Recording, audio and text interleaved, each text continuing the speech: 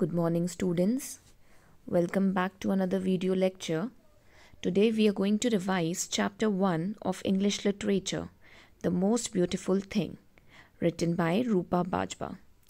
This chapter is an extract taken from her novel The Sari Shop. Rupa Bajwa is an Indian writer born and brought up in Punjab. So this story discusses a very beautiful bond between a 5-year-old boy named Ramchand and his parents. This story describes that how parents will never judge if we try and fail in achieving something in life. Now, this is a very heartwarming story in which a boy is given a piece of dough to make the most beautiful thing. When the boy fails to make the most beautiful thing, that is his parents, he starts crying. But his parents support him, comfort him, and never judge him. So this is what the story describes here. Now let us begin with the story. Ramchand had been born 26 years ago. Now this story takes us to the past. Currently, Ramchand is 26 years old, but he recalls the incident when he was 5 years old. At the time, his father ran a very small shop in Amritsar that sold, among other things, rice and pulses, candles and brooms, sugar and gram flour, fried groundnuts and homemade biscuits. So Ramchand's father is a grocer who sells all these items. He deals in rice, pulses, candles, brooms, sugar and gram flour. Right. Ramchand loved the gunny sack smell of the shop. As Ramchand's father is a grocer, his shop consists of the smell of gunny sack,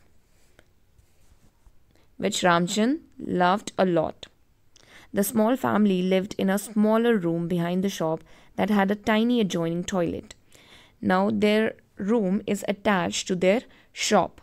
They lived in a very small room which was attached to the shop, and it also had a tiny adjoining toilet. One corner of the room was curtained off with an old doubled up red sari of Ramchand's mother that had a pattern of large yellow flowers on it. Now how they have separated their room from the shop, they actually curtained it off using Ramchand's mother's sari, which is a red sari which had pattern of large yellow flowers on it. In the curtained off part, a small drain had been let out. So in that same small room, there was a drain also which was curtained off using that sari. A plastic bucket and mug were placed here, and the family used this space as a bathroom. So in that same room, they had the toilet, they had the bathroom, which consisted of all these items: a plastic bucket, a mug, and they also used that space for a bathroom. Another corner of the room formed the small kitchen, an area where Ramchand's mother cooked on a tiny stove. Now, another part of the room formed a small kitchen where Ramchand's mother also did her household chores, like she cooked food on the tiny stove which was kept in that same room. So that one small tiny room had 3 sections. One was the room where they lived, then it had the adjoining toilet, and it also had a tiny kitchen where mother cooked food. She rolled out perfectly round chapatis, neatly chopped onions and tomatoes, and arranged shining clean utensils in neat rows. So although the room was quite small, yet everything was perfectly placed in order. All the utensils were clean and placed in a very neat rows. She always told Ramchand to keep away from the stove. She had smiling, serious eyes, and she wore a leaf-shaped gold nose stud on her tiny straight nose. So Ramchand's mother had a very smiling and serious eyes. Whenever she used to tell Ramchand to stay away from the stove, she used to say it with a smiling face but serious eyes. And Ramchand's mother, she wore a leaf-shaped gold nose stud on her tiny straight nose. So this is the description of the Ramchand's mother. Okay, one day she had finished kneading dough to make chapatis and was about to get the kerosene stove going. Now, it was one usual day when she was about to prepare chapatis and she was about to get the kerosene stove going. Now, she used to cook on a tiny stove, so she was setting fire on that stove so that she could cook chapatis. Little boys should never go near fire, understand? Don't forget. Remember what happened to Chuhu? She told the 5-year-old Ramchand who was hovering around her.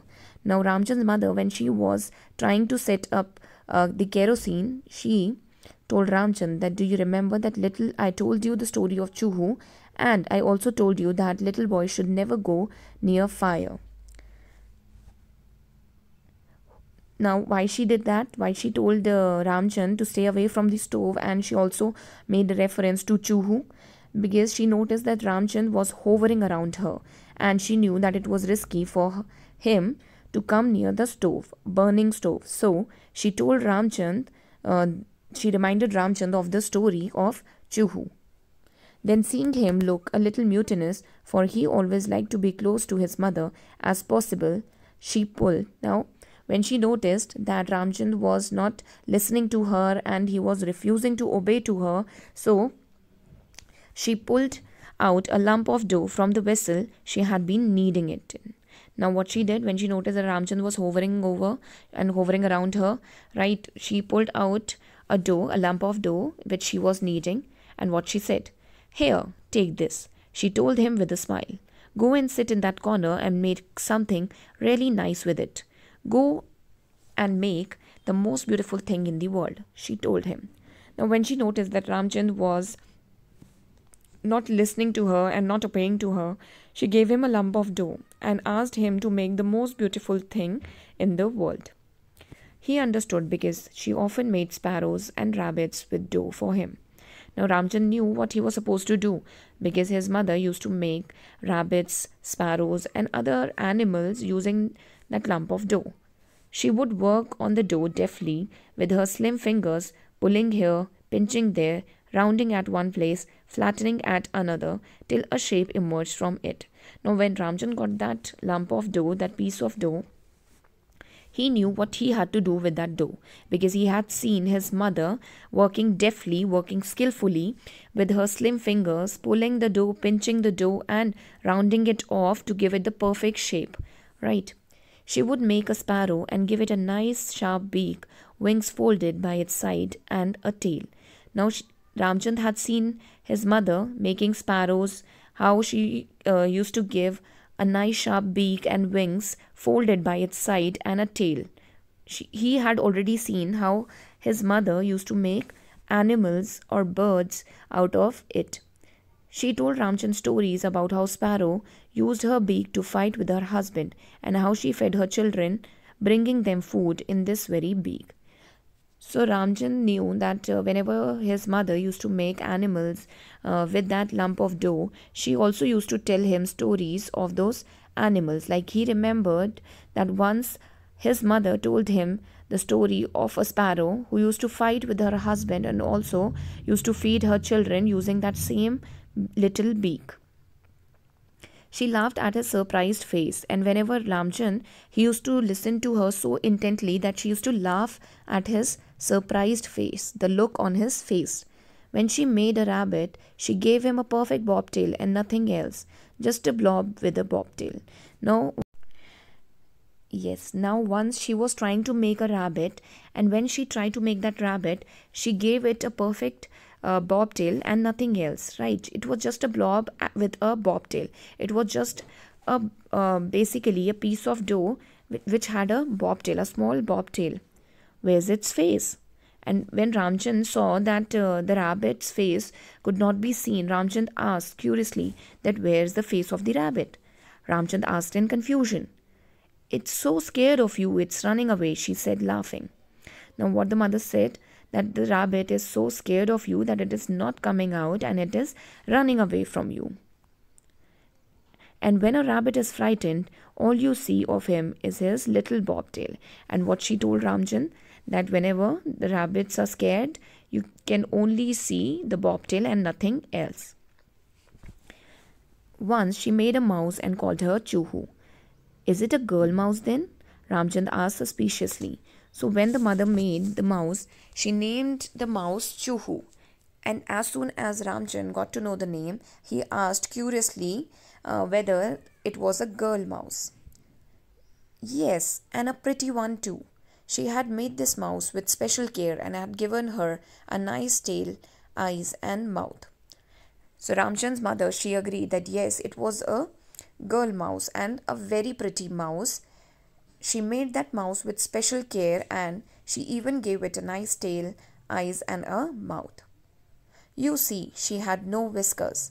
She told Ramchand because her mother told her not to go near the kerosene stove and she was naughty and she didn't, and her whiskers got singed.